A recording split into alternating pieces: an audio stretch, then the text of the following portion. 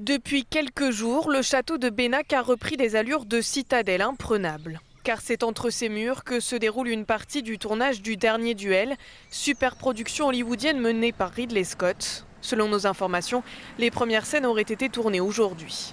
Nous sommes donc partis sur la trace de Matt Damon et Ben Affleck, les deux têtes d'affiche du film. Je fais demi-tour. Voilà, je suis désolé. Mais impossible d'approcher à moins de 500 mètres. Le parking où se trouve une partie de la production est tout aussi barricadé. Direction donc Sarlat, où séjournent les 450 personnes travaillant sur le film. On tente alors notre chance auprès des passants. C'est un acteur américain. Oui. DiCaprio. C'est Hugh Grant et... Qu'est-ce qui s'est passé? D'autres paraissent en revanche un peu mieux renseignés. Celle de gauche, oui, Matt Damon. Et c'est bien pour la Dordogne. Ça apporte pas mal de choses, ça fait bouger un peu. Et puis il y a ceux qui ne vivent plus que pour apercevoir leurs idoles.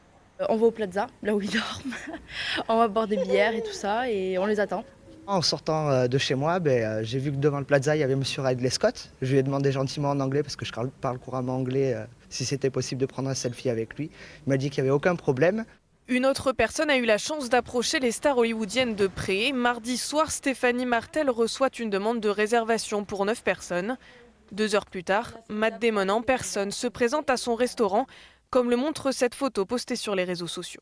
Ils ont passé une soirée sympa, mais dans une ambiance tout à fait classique, avec une commande tout ce qu'il y a de plus classique.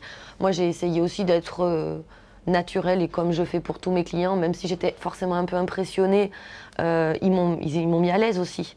Et pour l'anecdote, sachez que Matt Damon s'est contenté d'un hamburger, alors que Ridley Scott, lui, a agrémenté chacun de ses plats d'un supplément de truffes, évidemment.